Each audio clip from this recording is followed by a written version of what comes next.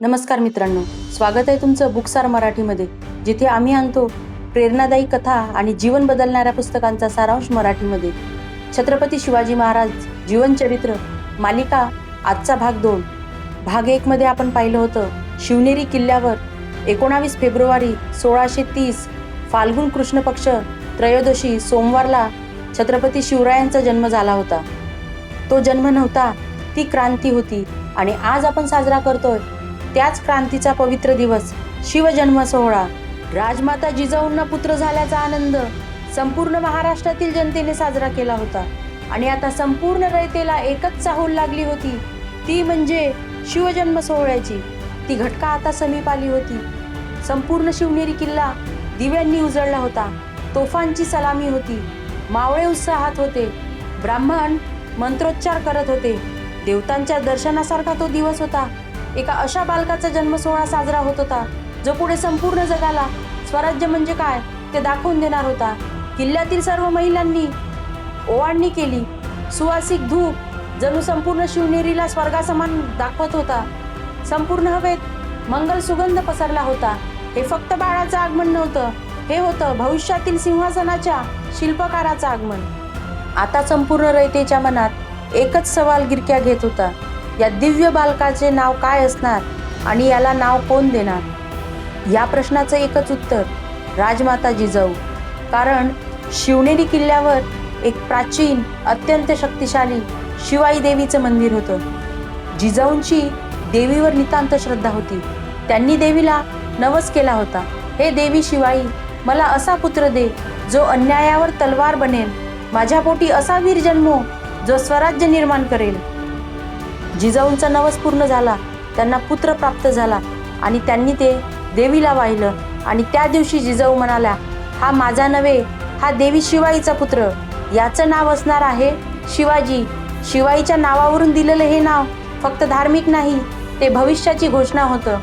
शिवाईचा मुलगा शिवाजी. जन्म सोहळ्याचा मुख्य भाग होता देवीचा दरबार.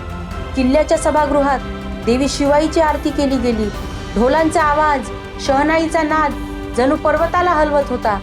त्यात संपूर्ण कुटुंबाने देवीसमोर आशीर्वाद मागितला, या बालकाच्या सामर्थ्याने मातीचा अभिमान पुन्हा जागा हो. मराठी संस्कृती, मावळ्यांचे प्रेम, माता भगिनींचे स्नेह जणू सगळ्या त्या सोहळ्याला अजून जिवंत करत होतं. जन्म सोहळा वैदिक विधी आणि मंगलाचाराने पार पडत होता. हवन कुंडातील अग्नी तेजाने धगधगत होती. वैदिक ब्राह्मणांनी स्वस्ती वाचन म्हणत संपूर्ण किल्ला मंगलमय केला होता. 9 ग्रहांचे पूजन करण्यात आले. सुवासिक फुलांनी आरती सजवलेली होती. सुवर्ण ताटांमध्ये दान धर्म सुरू होते आणि ब्राह्मण भोजन देखील झाले. संपूर्ण शिवनेरी किल्ला आनंदाने दुमदुमत होता. प्रत्येक मावळा म्हणत होता, भविष्याचा राजा आला आहे. हा सोहळा इतका दिमाखात साजरा झाला की त्याचं वर्णन आजही इतिहासाच्या पानांवर सुवर्ण अक्षरांनी कोरलेलं आहे. संपूर्ण मावळे अतिशय उत्साहात होते. मावळा म्हणजे विश्वास, मावळा म्हणजे पराक्रम आणि त्या दिवशी सारे मावळे आनंदाने नाचत होते. तोफांची सलामी किल्ल्याच्या बुरुजावरून दिली गेली. मावळ्यांच्या आरोळ्या आकाशभर फिरू लागल्या. जय भवानी, जय शिवाजी हा आवाज सह्याद्रीच्या दऱ्यांमध्ये प्रतिध्वनित झाला आणि पर्वताला देखील जाणवलं, आज इतिहासाचा नवा अध्याय सुरू झाला आहे. संपूर्ण प्रजेच्या डोळ्यात एकच भावना होती, ती म्हणजे आशा. त्या काळात प्रजा असहाय्य, भीतीत, अन्यायाखाली दबलेली आणि त्या दिवशी त्या जन्मसोहळ्याने त्यांच्या छातीत एक नवी उमेद जागवली. कधीतरी एक योद्धा येईल, हे अनेक वर्षांचे स्वप्न तिथे वास्तवात उतरत होते. हा सोहळा फक्त राजकीय नव्हता, तो लोकांचा होता. तो त्यांच्या आत्म्याला स्पर्श करणारा होता. शिवनेरी किल्ला जिवंत आहे असे म्हणतात. त्या दिवशी किल्ल्याच्या प्रत्येक दगडाने एकच शपथ घेतली, हा बाळ मोठा होईल आणि स्वराज्य निर्माण करेल. किल्ल्याचे तट, अंगण, प्रासाद सगळे जणू आनंदाने दुमदुमत होते. आकाशातील मेघगर्जना ही जणू म्हटली, सिंह आला आहे. शिवनेरीच्या कड्यावर उगवणारा सूर्य त्या दिवशी अधिक तेजस्वी होता. जणू निसर्ग स्वतः सांगत होता, नवा युग प्रारंभ झालाय. शिवजन्म सोहळा संपला, पण त्या सोहळ्याने सुरू केलेला प्रवास इतिहासाने कधीच विसरला नाही. कारण त्या सोहळ्यात जगाने पाहिलं, स्वराज्याचा पहिला किरण, मराठी अभिमानाची पहिली गाथा, छत्रपती शिवाजी महाराजांच्या महान जीवनाचा दिव्य आरंभ. हा जन्म सोहळा आजही महाराष्ट्राची सर्वात मोठी प्रेरणा आहे. तो आपल्या छातीत धैर्य भरतो, स्वाभिमान जागवतो आणि आठवण करून देतो. शिवाजी महाराज फक्त इतिहास नाहीत, ते ज्वलंत विचार आहेत.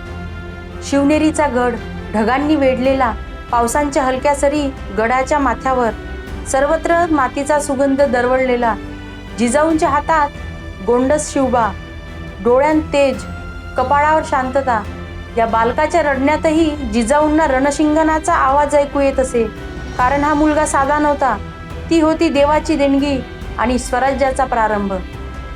बघता बघता शिवबा 1 वर्षांचे झाले. छोटासा शिवबा जमिनीवर हात टेकवत चालण्याचा प्रयत्न करत होता. किल्ल्यातील महिला आणि दासी त्यांच्याकडे प्रेमाने पाहत होत्या.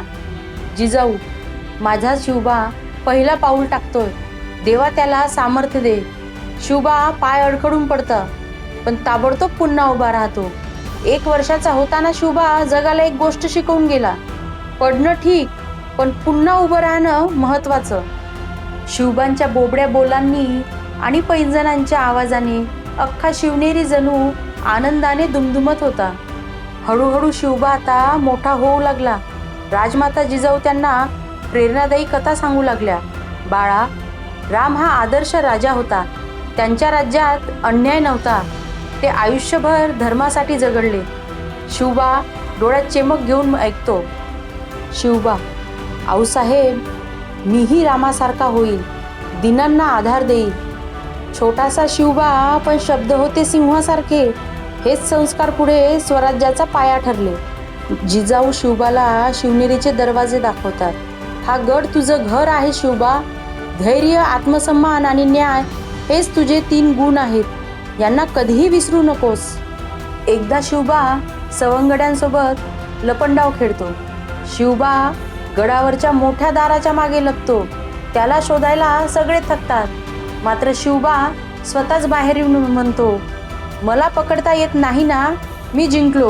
हा खेळ जणू भविष्यातील गनिमी काव्याचं छायाचित्र दाखवतो. जिजाऊ रात्रीच्या समयाला लहानशा शिवबाला महाभारत आणि रामायणाच्या कथा सांगतात.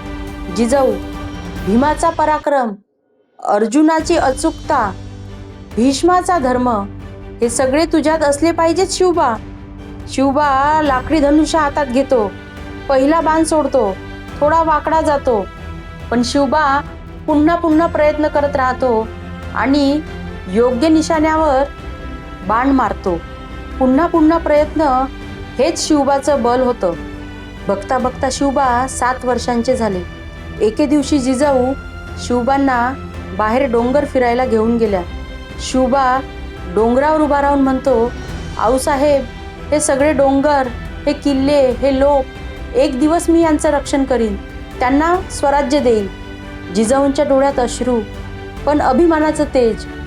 जिजाऊ, देव तुझं रक्षण करो माझ्या बाळा. या दीनदुबळ्या रयतेचं तुला रक्षण करायचं आहे आणि त्यांना स्वराज्य मिळवून द्यायचं आहे. अशा प्रकारे शिवबाचे पहिले 7 वर्ष ही फक्त बालकथा नव्हती, ही होती सिंहाची निर्मिती. मित्रांनो, तुमचा कुठलाही भाग चुकू नये यासाठी चॅनलला लगेच सबस्क्राईब करा, व्हिडिओला लाईक आणि शेअर करा. भेटूया पुढच्या भागात शिवरायांना मिळालेल्या शिकवणीसोबत. धन्यवाद.